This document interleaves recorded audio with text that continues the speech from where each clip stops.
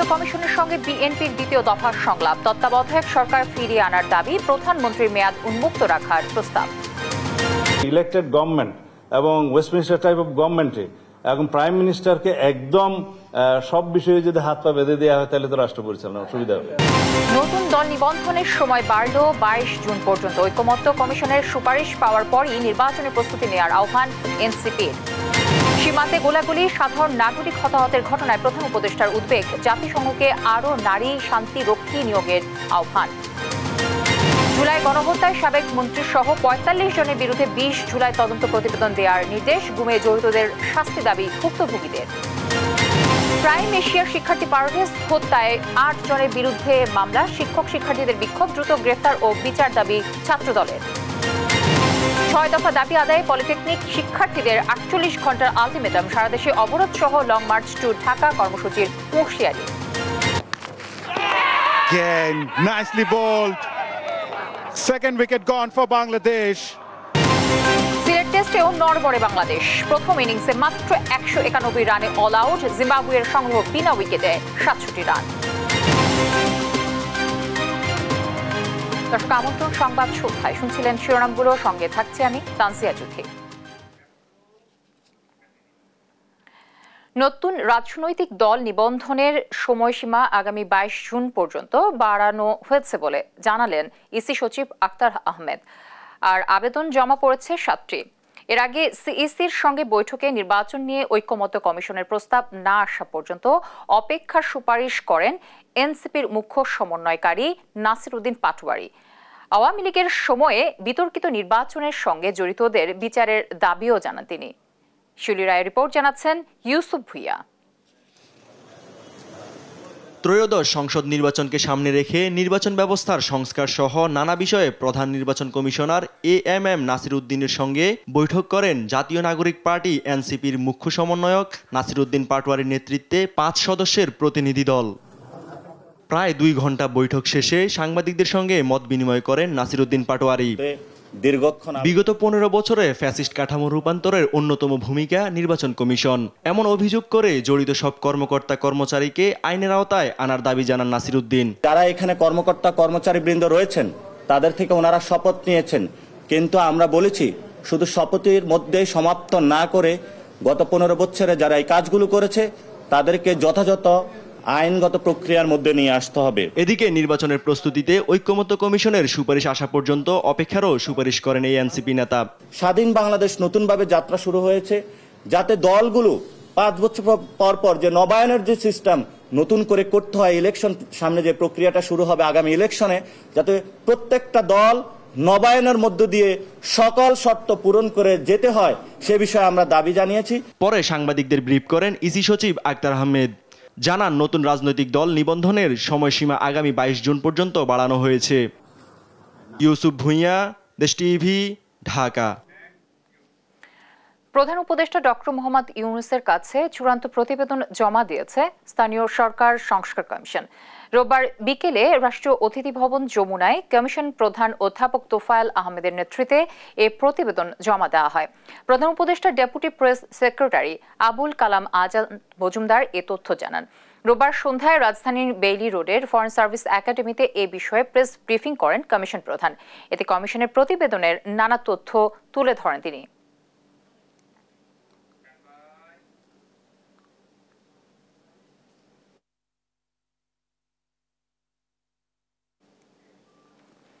জাতিসংঘকে আরও বাংলাদেশি নারী শান্তিরক্ষী নিয়োগের আহ্বান জানিয়েছেন প্রধান উপদেষ্টা ডক্টর মোহাম্মদ ইউনূস। রাষ্ট্রীয় অতিথি ভবন যমুনায় জাতিসংঘের শান্তি কার্যক্রম বিষয়ক আন্ডার সেক্রেটারি জেনারেল জিন পিয়ের ল্যাক্রোইক্সের সঙ্গে সাক্ষাৎকালে সীমান্তে গোলাগুলির ঘটনা, বেসামরিক হতাহতের ঘটনা এবং জীবিকা নির্বাহের ব্যাঘাতের বিষয়েও উদ্বেগ প্রকাশ করেন প্রধান উপদেষ্টা। আরও জানাচ্ছেন জান্নাতুল মোহনা। রাষ্ট্রীয় অতিথি ভবন যমুনায় প্রধান উপদেষ্টা ডক্টর মোহাম্মদ ইউনূসের সঙ্গে সাক্ষাৎ করেছেন জাতিসংঘের শান্তি কার্যক্রম বিষয়ক আন্ডার সেক্রেটারি জেনারেল জিন পিয়ের ল্যাক্রোইক্সো। এ সময় নারী শান্তিরক্ষী নিয়োগ বাড়ানোর পাশাপাশি জাতিসংঘ শান্তিরক্ষা নেতৃত্বে সদর দপ্তর এবং মাঠ পর্যায়ে বাংলাদেশি প্রতিনিধিত্ব বাড়ানোর আহ্বান জানান প্রধান উপদেষ্টা। জাতিসংঘের আন্ডার সেক্রেটারি জেনারেল জানান, জাতিসংঘ শান্তি রক্ষার সব ক্ষেত্রে নারীদের নিয়োগে সমর্থন করবে।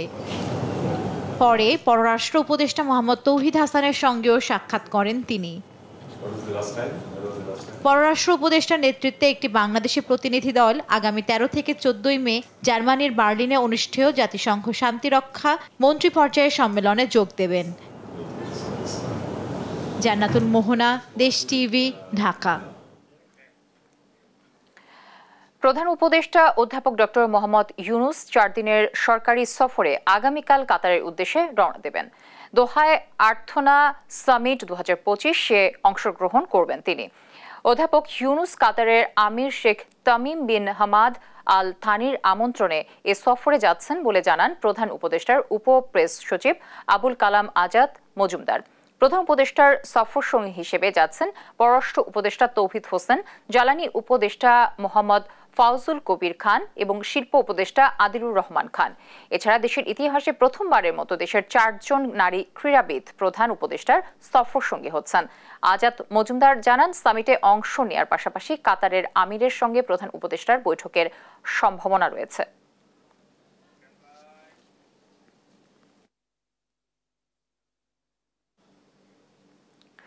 জুলাই আগস্ট গণহত্যার অভিযোগে মানবতা বিরোধী অপরাধের মামলায় পতিত আওয়ামী সরকারের মন্ত্রীসহ ৪৫ জনের বিরুদ্ধে তদন্ত প্রতিবেদন দাখিলের জন্য ২০ জুলাই দিন ধার্য করেছেন আদালত। প্রসিকিউশনের আবেদন মঞ্জুর করে এ দিন ধার্য করেন ট্রাইব্যুনাল। হাতকড়া পরিয়ে আসামিদের আদালতে তোলার বিষয়টি উপস্থাপন করা হলে পুলিশকে বাড়াবাড়ি না করার আদেশ দেন আদালত। সাবরিনা মজুমদার রিপোর্টে আমরা বিস্তারিত জানব। রোববার সকাল 10টা, কড়া নিরাপত্তার মধ্যে সাবেক মন্ত্রী, উপদেষ্টা, এমপি ও সরকারি কর্মকর্তা সহ ১৯ জনকে আনা হয় আন্তর্জাতিক অপরাধ ট্রাইব্যুনালে। প্রিজন ভ্যান থেকে প্রথমে নামেন সাবেক শিক্ষামন্ত্রী ডক্টর দীপু মনি। এরপর একে একে ট্রাইব্যুনালে তোলা হয় শাহজাহান খান, হাসানুল হক ইনু, আনিসুল হক সহ বাকি আসামিদের। এ সময় ফারুক খান ছাড়া সব আসামির হাতের পেছনের দিক দিয়ে হাতকড়া লাগানো ছিল। শুনানিতে হ্যান্ডকাফ পরিয়ে আদালতে তোলায় বিচারকের কাছে নালিশ করেন আওয়ামী লীগের সাবেক মন্ত্রী শাহজাহান খান। পরে পুলিশের কাছে ব্যাখ্যা চান ট্রাইব্যুনাল। পুলিশের তরফ থেকে বলা হয়, আদালতে তোলার সময় আওয়ামী লীগের নেতাকর্মীরা পুলিশকে নির্বংশ করার হুমকি দিয়েছেন, এজন্য নিরাপত্তার স্বার্থে তাদের হ্যান্ডকাফ পরানো হয়। কয়েকজন আসামি, বিশেষ করে হাসানুল হক ইনু সাহেব, শাহজাহান খান সাহেব এবং জিয়াউল হাসান সাহেব, তারা খুবই আনরুলি আচরণ করেছেন। এদেরকে ধমক দিয়েছেন, গালাগালি করেছেন, হুমকি দিয়েছেন, নির্বংশ করার কথা বলেছেন। একজন তো তিনি হেলমেট ছুঁড়ে মেরেছেন এবং আগেও তার ভিডিও আপনারা দেখেছেন, যেটা হয়েছে যে ওনাকে যখন দুপাশে হ্যান্ডকাপ না লাগিয়ে আগের সময়ে যে দুজন পুলিশ ওনাকে দুই পাশে দুই হাত ধরে নিয়ে যেতেন, উনি কিন্তু জোর করে হাত ছুটিয়ে ফেলেছেন। ট্রাইব্যুনালের চেয়ারম্যান পুলিশকে বাড়াবাড়ি না করার আহ্বান জানিয়ে আসামিদের দায়িত্বশীল আচরণ করার নির্দেশ দেন। এর ব্যত্যয় হলে আইন অনুযায়ী ব্যবস্থা নেবে পুলিশ। যদি প্রিজন অথরিটি এবং আইন শৃঙ্খলা রক্ষাকারী বাহিনী মনে করেন যে এই আসামিদের পক্ষ থেকে নিরাপত্তার ঝুঁকি আছে, তারা আনরুলি আচরণ করতে পারেন বা অন্য কোনো সমস্যা তৈরি করতে পারেন, আইন অনুযায়ী ব্যবস্থা গ্রহণ তারা করবেন, এটাই ট্রাইব্যুনাল বলে দিয়েছে। এদিন ওবায়দুল কাদের সহ জুলাই আগস্ট গণহত্যার মামলায় জড়িত ৪৫ জনের তদন্ত প্রতিবেদন ২০ জুলাইয়ের মধ্যে দাখিল করার সময় বেঁধে দেন ট্রাইব্যুনাল। এভাবে কোনো দেশ চলতে পারে না। সাবরিনা মজুমদার, দেশ টিভি, ঢাকা। গুম, বিচার বহির্ভূত হত্যাকাণ্ড এবং আয়নাঘর পরিচালনায় জড়িত অপরাধীদের শাস্তি নিশ্চিতের দাবিতে আন্তর্জাতিক অপরাধ ট্রাইব্যুনালের চিফ প্রসিকিউটর তাজুল ইসলামের কাছে স্মারকলিপি দিয়েছে গুমের শিকার পরিবারগুলোর সংগঠন মায়ের ডাক। রোববার স্মারকলিপি দিয়ে স্বজনদের ফেরতের দাবি জানান তারা। মোহাম্মদ সাকিবের রিপোর্ট। আওয়ামী লীগের আমলে গুম হওয়া স্বজনদের খোঁজে মানববন্ধন করেছে গুমের শিকার পরিবারগুলোর সংগঠন মায়ের ডাক। রোববার সকালে হাইকোর্ট মাজার গেটে প্রায় শতাধিক স্বজনরা মিলে এই মানববন্ধন করেন এবং তারা খুনে দ্রুত বিচারের দাবি জানান। বলেন, শেখ হাসিনা পতনের ৮ মাস পেরিয়ে গেলেও এখনো চিহ্নিত খুনিদের বিচার করা হয়নি। আমি বোর্ডের পরীক্ষাতে আমার সব ফ্রেন্ডদের বাবা মা দুজনটা আমার ফ্রেন্ডদেরকে নিয়ে যায়। আমারও তো মন চায় বাবা মার হাত ধরে পরীক্ষার হলে যেতে, আমি পারি না। খুন, গুম ও নির্যাতনের সঙ্গে জড়িত সব অপরাধীকে আইন শৃঙ্খলা বাহিনী থেকে প্রত্যাহার করে আইনি প্রক্রিয়ায় বিচারের দাবি জানান তারা।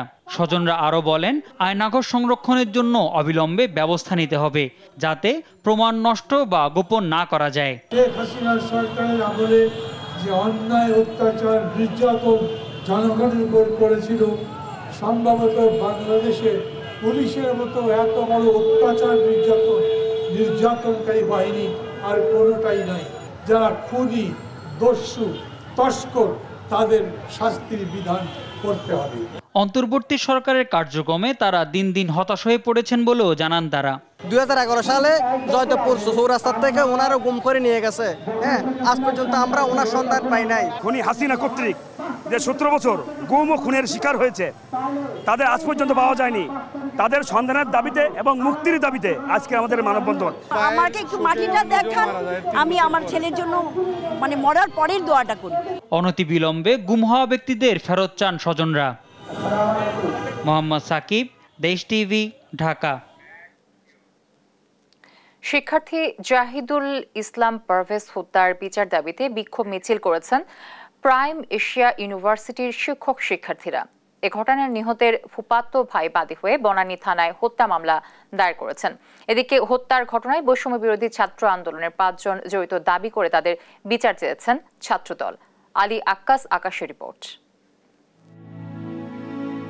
ময়মনসিংহের ভালুকার তরুণ জাহিদুল ইসলাম পারভেজ পড়াশোনা করতেন বনানীর প্রাইম এশিয়া ইউনিভার্সিটির টেক্সটাইল ইঞ্জিনিয়ারিং বিভাগে।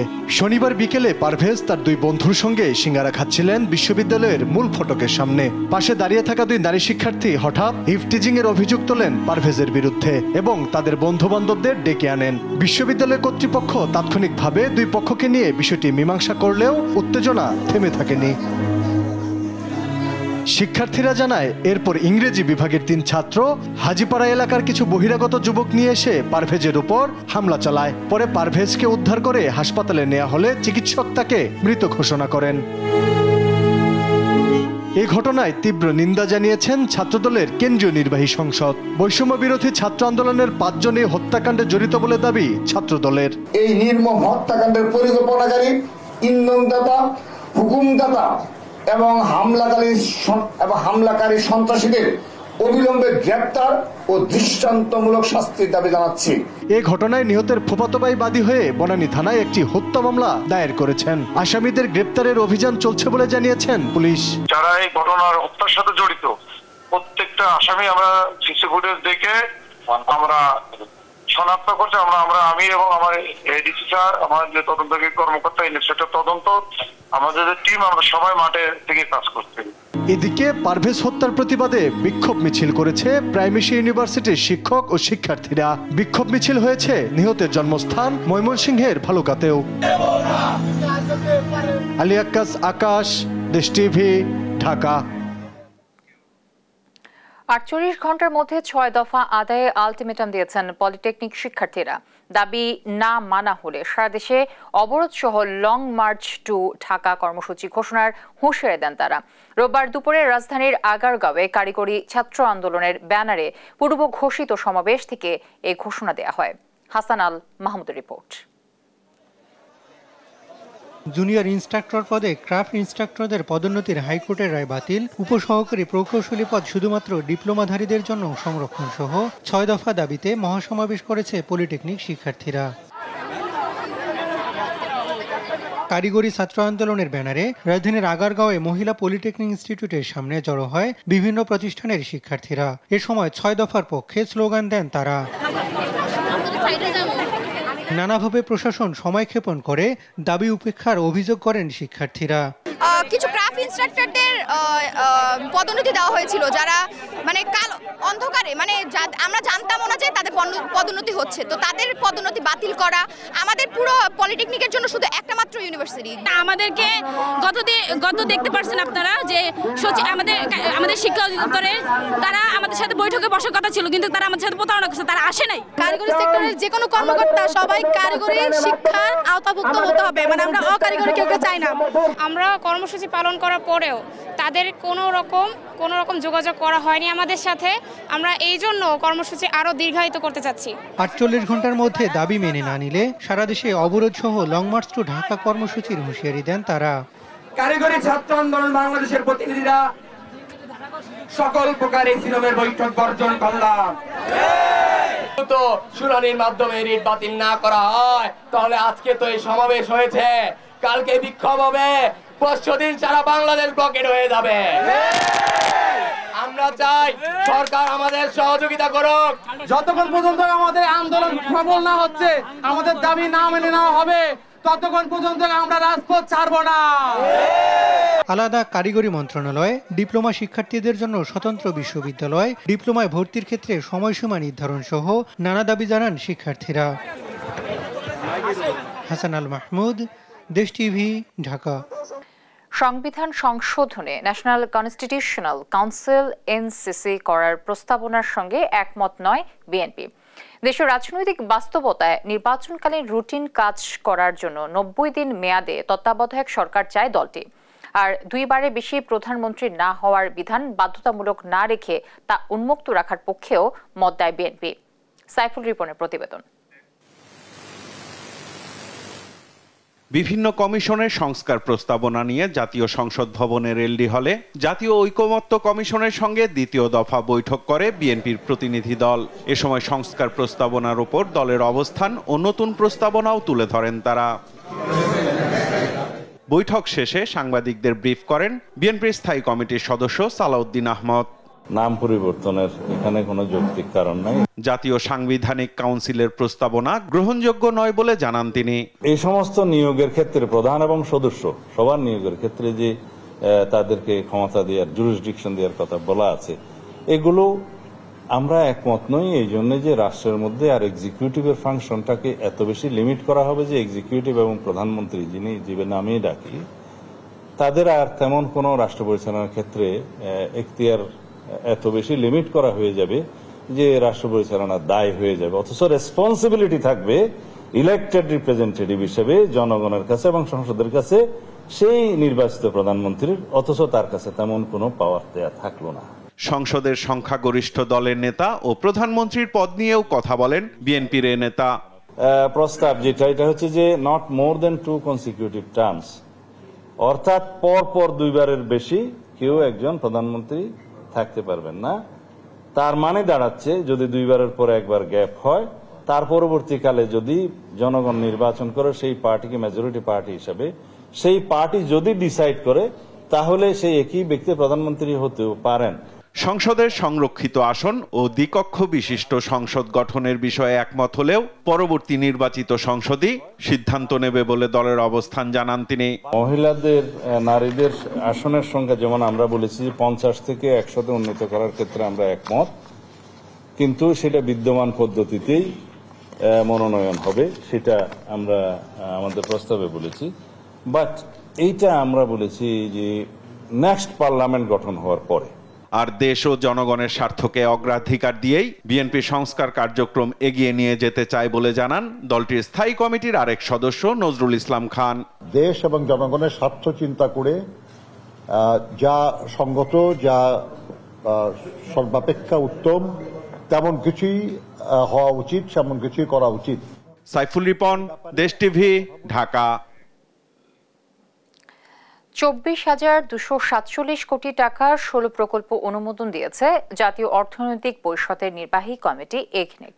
রোববার এনইসি সম্মেলন কক্ষে প্রধান উপদেষ্টা ও একনেক চেয়ারপারসন ডক্টর মোহাম্মদ ইউনূসের সভাপতিত্বে অনুষ্ঠিত একনেক সভায় এ অনুমোদন দেয়া হয়। সভা শেষে পরিকল্পনা উপদেষ্টা ডক্টর ওয়াহিদ উদ্দিন মাহমুদ বলেন, চট্টগ্রাম বন্দরের সক্ষমতা বাড়াতে 13,500 কোটি টাকা ব্যয়ে বে টার্মিনাল নির্মাণ প্রকল্প সহ 16টি প্রকল্পের অনুমোদন দেওয়া হয়েছে। এসব প্রকল্প বাস্তবায়নে মোট ব্যয় হবে 24,247 কোটি 24 লাখ টাকা। এর মধ্যে সরকারি অর্থায়ন 3,001 কোটি 34 লাখ টাকা, প্রকল্প ঋণ 16,719 কোটি 73 লাখ টাকা এবং সংস্থার নিজস্ব অর্থায়ন 4,226 কোটি 17 লাখ টাকা।